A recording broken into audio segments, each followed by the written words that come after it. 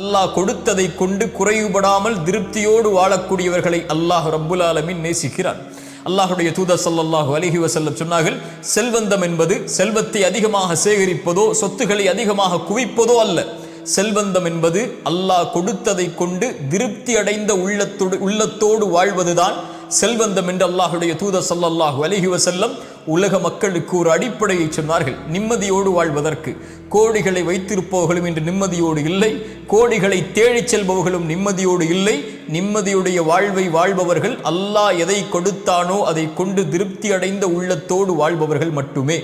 இந்த அல்லாஹுடைய தூதர் ஸல்லல்லாஹு அலைஹி வஸல்லம் சொன்னார்கள், ஆதமுடைய மகனுக்கு ஒரு ஓடை தங்கம் கிடைத்தாலும் இரண்டாவது ஓடை வேண்டும் என்றுதான் ஆசைப்படுவான். இரண்டாவது ஓடை கிடைத்தால் மூன்றாவது ஓடை தங்கம் வேண்டும் என்று ஆசைப்படுவான். அவனுடைய அந்த பேராசையை மண்ணை தவிர மரணத்தை தவிர எதுவும் தடுத்து நிறுத்த முடியாது என்று அல்லாஹுடைய தூதர் ஸல்லல்லாஹு அலைஹி வஸல்லம் சொன்னார்கள்.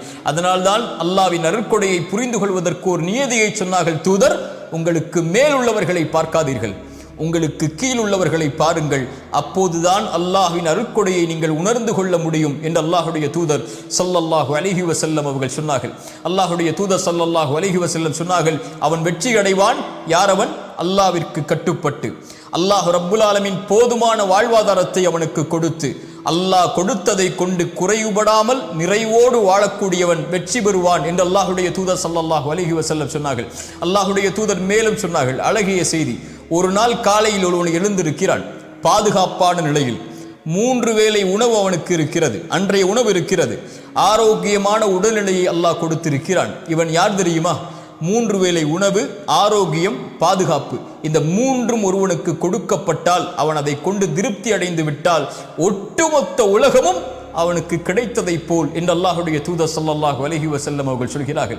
இன்று மனிதன் அது இல்லை இது இல்லை, எனக்கு அல்லாஹ் அதை கொடுக்கவில்லை இதை கொடுக்கவில்லை என்று அல்லாஹ் கொடுத்ததை மறந்து விடுகிறான். தூதர் ஸல்லல்லாஹு அலைஹி வஸல்லம் யாரை முன்னுதாரணமாக சொல்லுவது?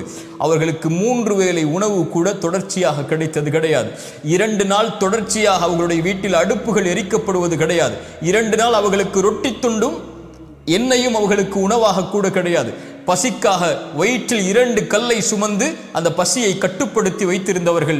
அல்லாஹுடைய தூதர் ஸல்லல்லாஹு அலைஹி வஸல்லமுடைய வாழ்க்கை இப்படி வறுமையிலும் ஏழ்மையிலும் பசியிலும் இருந்தாலும் இரவு ஆனால் சொல்லுவார்கள், யா அல்லாஹ், எனக்கு உணவளித்தாய் நன்றி, எனக்கு தண்ணீரை கொடுத்தாய் நன்றி, பாதுகாப்பை கொடுத்தாய் நன்றி.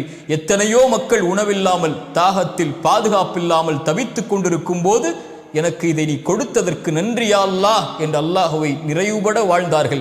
எத்தனையோ கவலைகள் சூழப்பட்டது, எத்தனையோ பிரச்சனைகள் சூழப்பட்டது, எத்தனையோ போர்க்களங்கள் சூழப்பட்டது, ஆனால் திருப்தி அடைந்த உள்ளத்துடைய வாழ்வை அல்லாஹுடைய தூதர் வாழ்ந்தார்கள். அவர்களைப் போல் மகிழ்வுற வாழ்ந்து மறைந்த ஒரு மனிதன் இந்த பூமியில் இல்லை. அல்லாஹுடைய தூதர் ஸல்லல்லாஹு அலைஹி வஸல்லம் சொன்னார்கள், அதனால்தான் ஜிப்ரீல் வந்து இடத்திலே சொன்னார், 5 விஷயங்கள், எதை வேண்டுமானாலும் செய்து கொள்ளுங்கள், ஒரு நாள் மரணித்து விடுவாய். யாரை வேண்டுமானாலும் நேசித்துக்கொள், அந்த உறவை ஒரு நாள் பிரிந்தே தீருவாய். எதை வேண்டுமானாலும் செய்து கொள், செயல்களில் நன்மையோ தீமையோ அதனுடைய கூலியை பெற்றே தீருவாய். இரவு வணக்கம்தான் ஒரு இறை நம்பிக்கையாளனுடைய கண்ணியம். ஒரு இறை நம்பிக்கையாளனுடைய கண்ணியம் மதிப்பென்பது மனிதர்களை விட்டு தேவையற்று வாழ்தல் தான் என்று அல்லாஹுடைய தூதர் ஸல்லல்லாஹு அலைஹி வஸல்லம் அவர்கள் சொன்னார்கள். ஆம், இந்த உலகில் எல்லோரும் எம்மை விட்டு ஒரு நாள் பிரிந்து விடுவார்கள். பிரிவதோடு மட்டுமல்லாமல் எல்லோரும் ஒரு நாள் எம்மை மறந்து விடுவார்கள். செல்வத்தை சேகரிப்பதற்காக ஓடலாம், சொத்துக்களை குவிப்பதற்காக ஓடலாம், உறவுகளுக்காக வாழலாம், நண்பர்களுக்காக வாழலாம், பிள்ளைகளுக்காக வாழலாம், அதற்காக ஒட்டுமொத்த வாழ்வையும் கழிக்கலாம்.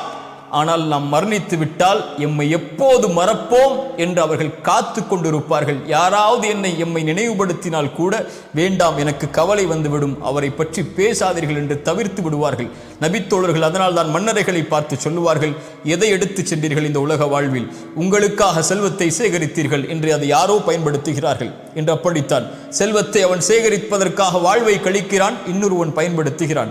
உங்களுக்காக வீடு என்று அதில் யாரோ தங்குகிறார்கள். உங்களுக்கான மனைவி என்று ஒரு பெண்ணை வைத்திருந்தீர்கள், நீங்கள் மரணித்ததற்கு பிறகு அவர்களும் வேறு ஒருவரை திருமணம் முடித்து விட்டார்கள். உங்களுக்கென்று மனிதா இந்த உலக வாழ்வில் எதை எடுத்து சென்றாய்? பேராசையோடு உலகத்தில் வாழ்ந்தாயே என்று நபித்தோழர்கள் மன்னரைகளை பார்த்து கேட்பார்கள். அல்லாஹுடைய தூதர் ஸல்லல்லாஹு அலைஹி வஸல்லம் அவர்கள் ஒரு அழகிய செய்தியை சொன்னார்கள், மனதில் வையுங்கள், எந்த ஒரு ஆத்துமாவும் இந்த உலகத்திலே மரணிக்காது, அல்லாஹ் கொடுத்த வாழ்வாதாரத்தை முழுமையாக்காமல், அல்லாஹ் ரப்புல் ஆலமீன் உங்களுக்கு கொடுக்க இருப்பதை அழகிய முறையில் அல்லாஹ் அனுமதித்த முறையில் தேடுங்கள். உங்களை பேராசை மிகைத்து அல்லாஹ் தடுத்த முறையில் ஒருபோதும் வாழ்வாதாரத்தை தேடிவிடாதீர்கள். அல்லாஹ்விடத்தில் இருப்பதை அவன் அனுமதித்த முறையில்தான் அவனிடத்திலிருந்து பெற்றுக்கொள்ள முடியும். அல்லாஹ் உங்களுக்கு தேடி ஒன்றை கொடுத்தால் அதை திருப்தி அடைய செய்வான், அவன் அனுமதித்த முறையில் அதை தேடினால் என்று அல்லாஹுடைய தூதர் ஸல்லல்லாஹு அலைஹி வஸல்லம் அவர்கள் சொன்னார்கள். நிறைவுடைய வாழ்வை வாழ்வதுதான் இந்த உலகத்திலே செல்வந்தனுடைய வாழ்வு.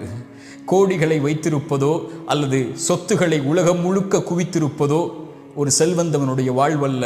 இந்த உலக வாழ்வில் வாழும் போதும் மரணிக்கும் போதும் நிம்மதியோடு அல்லாஹ் கொடுத்ததை கொண்டு திருப்தி அடைந்து அல்லாஹ்வின் மீது நல்லெண்ணத்தோடு குறைவுபடாமல், யா அல்லாஹ் எனக்கு நீ எந்த குறைவும் எதிலும் வைக்கவில்லை என்று, அல்லாஹ் எதை கொடுத்தாலும் கொடுக்கவில்லை என்றாலும் திருப்தி அடைந்து வாழக்கூடியவர்களை அல்லாஹ் ரப்புல் ஆலமீன் நேசிக்கிறான். மனிதா, இந்த உலக வாழ்வில் நீ எதை தேடினாலும் ஒரு நாள் உன்னை விட்டு அது பிரிந்துவிடும். நீ யாரை நேசித்தாலும் அவர்களும் உன்னை விட்டு பிரிந்து விடுவார்கள். அவர்கள் உன்னை மறந்து விடுவார்கள் விரைவில். போன தலைமுறையுடைய செல்வந்தவர்கள் யாரென்று நமக்கு தெரியுமா? இந்த தலைமுறையில் நமக்கு தெரியும். போன தலைமுறையில் யார் செல்வந்தவர்கள்? அவர்கள் பேர் என்ன? எங்கு வாழ்ந்தார்கள்? என்ன அடையாளம் இருக்கிறது? உலகம் மறந்து விட்டது. ஆனால் யாரை உலகம் நினைவு கூறும் தெரியுமா? படைத்த இறைவனுக்கு நன்றியோடு வாழ்ந்து அல்லாஹ் கொடுத்ததை கொண்டு திருப்தி அடைந்து அல்லாஹ் கொடுத்ததிலிருந்து உலகம் பயனுற கொடுத்து வாழ்ந்தவர்களை உலகம் இருக்கும் வரை நினைவு கூறும். அல்லாஹ் ரப்புல் ஆலமீன் அப்படிப்பட்ட உள்ளத்தை எமக்கு தருவானாக. அஸ்ஸலாமு அலைக்கும் வரஹ்மத்துல்லாஹி